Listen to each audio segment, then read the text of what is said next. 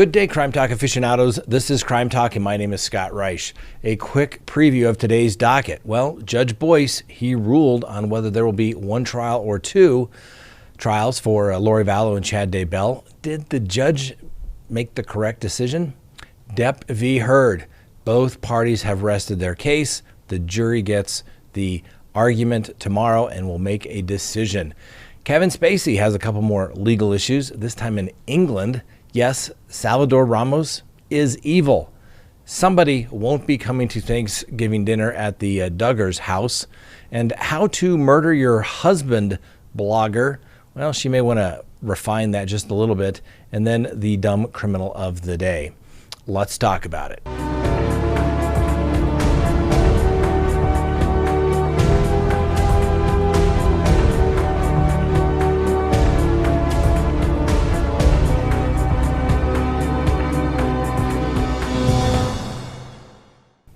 Good day, everyone. You know the drill. Subscribe if you have not. Like the video if you do. Leave me a comment below. And remember to hit that little bell so you receive notifications when we go live or put up new content. We went live last night, had a lot of people join us. I think it was a really good show. People thought I was on fire.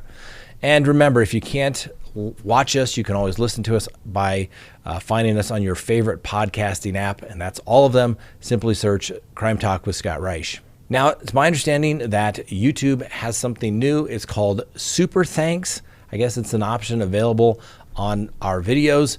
It's similar to Super Chats, but you get to do a Super Thanks on your daily video instead of only live videos. Check it out. No one's begging. Just check it out, I guess. Now, before we get into the docket, please support the sponsors that help support this channel. Helps, keep Frank and Julie and all that other stuff around, little things like that.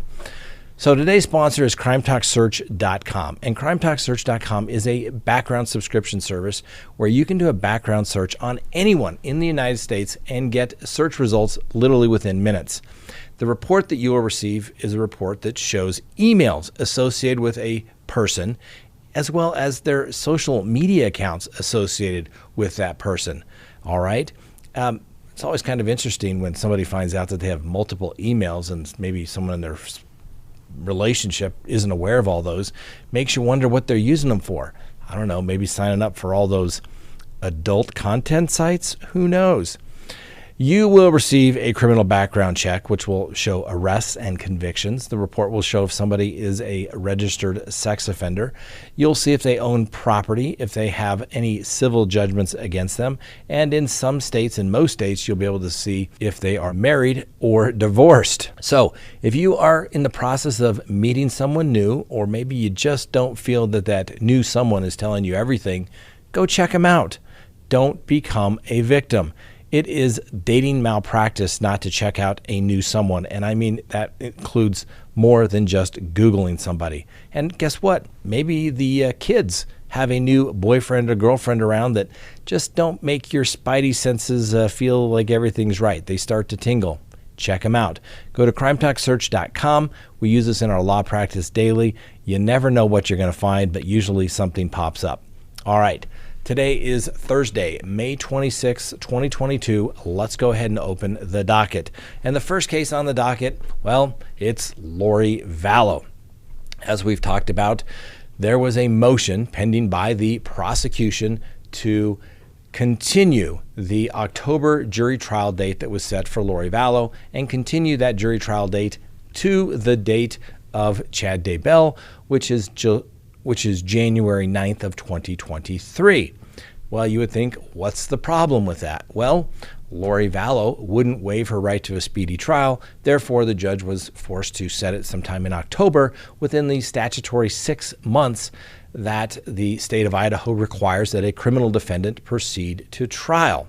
Now, the prosecution made several arguments trying to convince the judge to grant a motion to keep these trials together and basically saying, hey, judge, it's no big deal because this has been done before. Now, we've done videos on this, so I'm not going to go over all of the points, but generally when a state seeks a continuance beyond speedy trial, it's usually a couple of days, maybe a couple of weeks. Maybe you know that witness, you're going to find them, that essential witness. That's right. But in this particular case, the court is moving the trial some 90 days. And Lori Vallow has not agreed to waive her right to a speedy trial. And so the judge basically said, well, close enough for government work. And where I think the judge may have created an appellate issue in this particular case is that Judge Boyce has basically said, you know, these trials would have been set together, but there was a delay caused by the defendant in this particular case, Lori Vallow. I'm going to disagree with the judge, but guess what? He's right because he's the judge.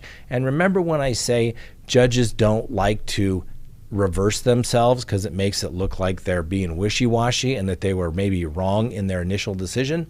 Well, remember, Judge Boyce originally said these cases will be joined for trial, even though Lori Vallow was at the state hospital being restored to competency.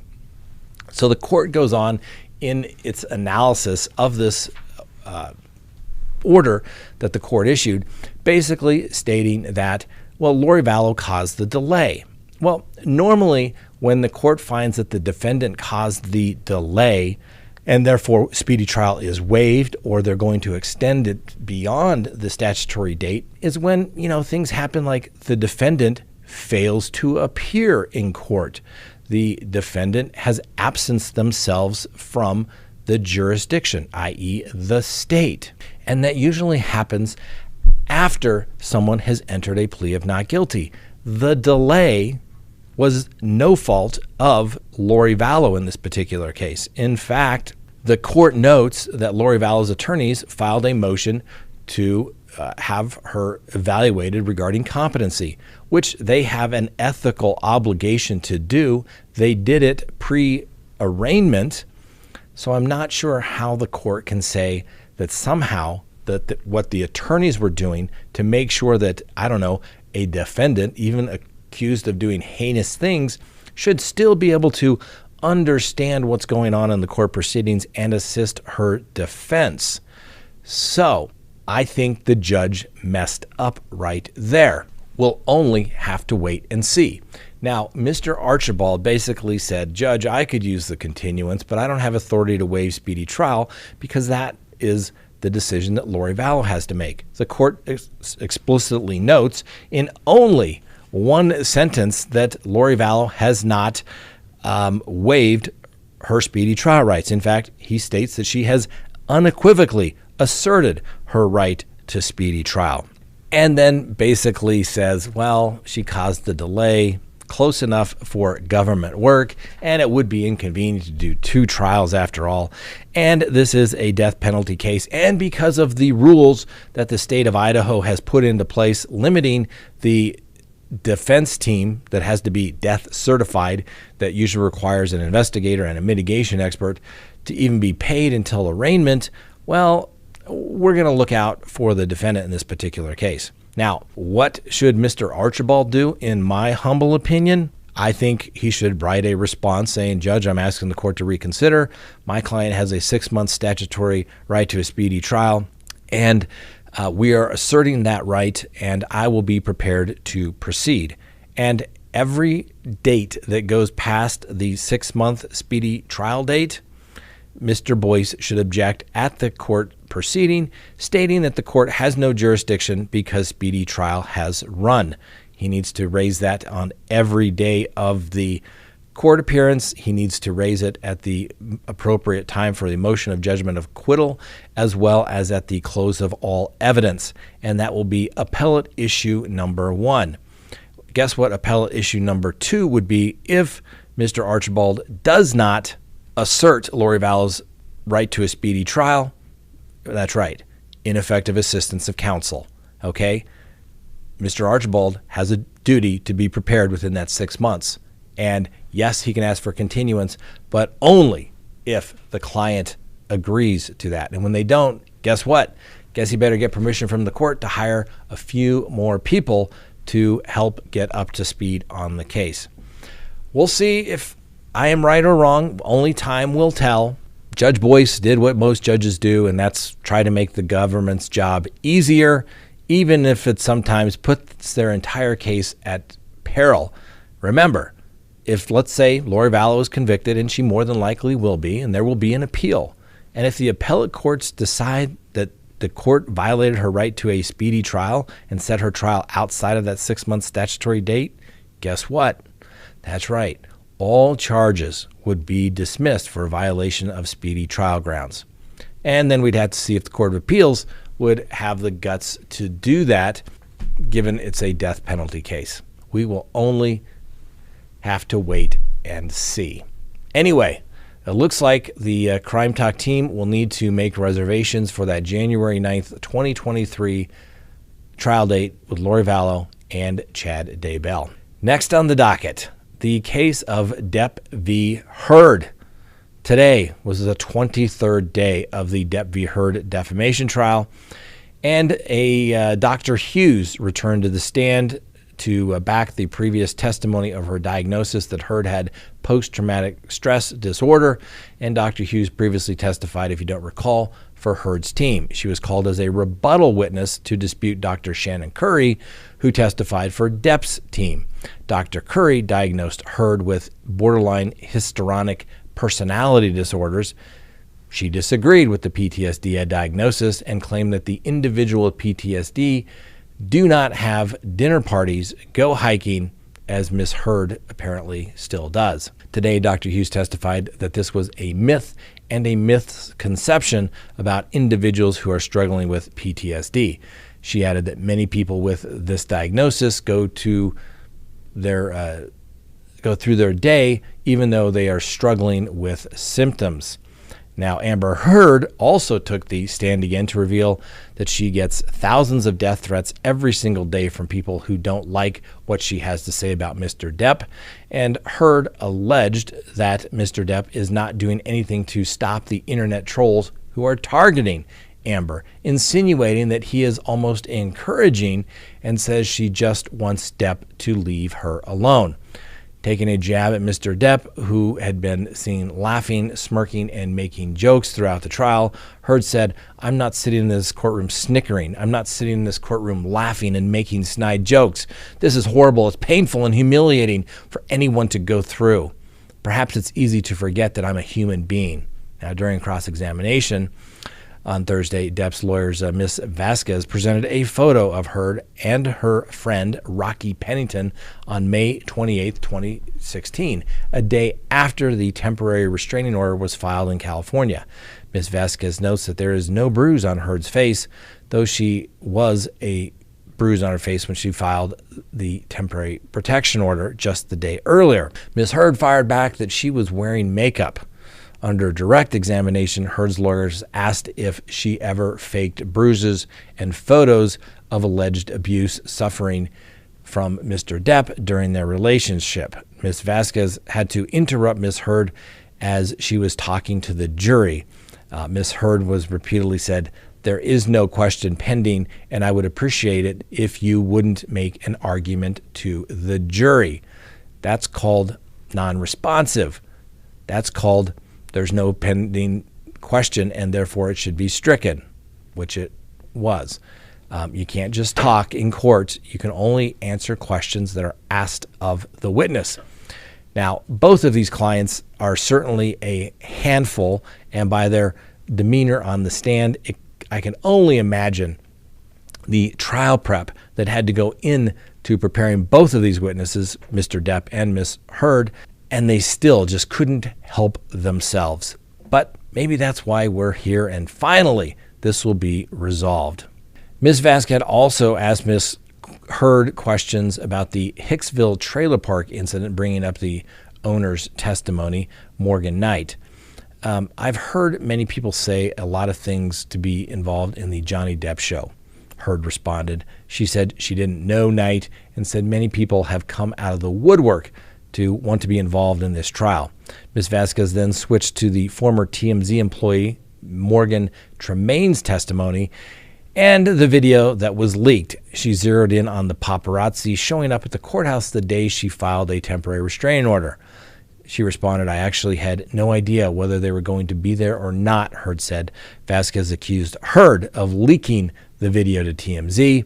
"You are very wrong about that," Ms. Heard responded. "If I wanted to leak things, I could have done it more effectively a lot sooner. Heard said she took the video but did not leak it. The testimony concluded about lunchtime today, and now the attorneys were arguing jury instructions, and everybody submitted their proposed jury instructions. The court will make the final determination, and the attorneys were making their proffers, which is basically stating what evidence should have been brought in, but the court denied it, and therefore making their appellate record. Opening statements begin Friday morning. It's going to be interesting. Next on the docket, the case of Kevin Spacey. I really like Kevin Spacey in the House of Cards, but he's had some real issues lately. He originally had some criminal charges that were dismissed. Well, now British authorities have authorized sexual assault charges against the actor. Rosemary Ainsley, head of the Crown Prosecutions Service Special Crime Division, announced the charges. And he also has been charged with causing a person to engage in penetrative sexual activity without consent. The charges follow a review of the evidence gathered by the Metropolitan Police in their investigation. And the police stated that Spacey has been charged with the 2 sexual assaults in March of 2005 in London, another in London in August of 2018, and a 4th in Gloucestershire in April of 2013. The penetrative sexual activity charge is for an incident in London on August of 2008. There are 3 complainants in this case. London 2005 is complaint number 1. London 2008 is complaint number 2. And the Gloucestershire is complaint number 3. Apparently, that is the only information that the authorities will be revealing due to very strict laws in the United Kingdom, and they cannot provide much more information regarding the criminal cases. Interesting issue, whether they will attempt to get Mr. Spacey or whether he will show up voluntarily or basically just never travel to England ever again and not have to worry about these charges. We'll see what he does. Next on the docket, yes, Salvador Ramos is an evil person, contrary to what his mother said. That's right. The mother of the 18-year-old gunman that killed 21 at an elementary school in Uvalde, Texas, told ABC News in an interview that her son is not a monster. I respectfully disagree. But she did note that he could become a little aggressive. Now, Adriana Reyes continued, saying that she had an uneasy feeling, like, what are you up to? She admitted, and that he can be aggressive if he gets really mad. Now, Salvador Ramos killed 19 grade schoolers and 2 teachers after he had purchased 2 assault rifles days after he turned 18 and used them to carry out the 2nd deadliest school shooting in United States history. The 19 students were 3rd and 4th graders that were all killed in the attack. 2 teachers were killed and another 17 people were wounded, including 3 law enforcement officers. Now, Ramos's grandmother, who police say was the accused gunman's first victim, is hospitalized, and Reyes expressed sympathy for the children who were killed and the parents who lost their children. And she did that multiple times throughout the interview. Now, some classmates have come forward and said that Ramos was known for fighting and threatening fellow students. They said he exhibited increasingly disturbed behavior over the last 2 years, threatening at least one classmate and stalking others, and that he claimed that he had cut scars into his face for fun. Texas Governor Abbott said that anyone who shoots the grandmother in their face, well, he is evil in his heart. But it is far more evil for someone to gun down small children.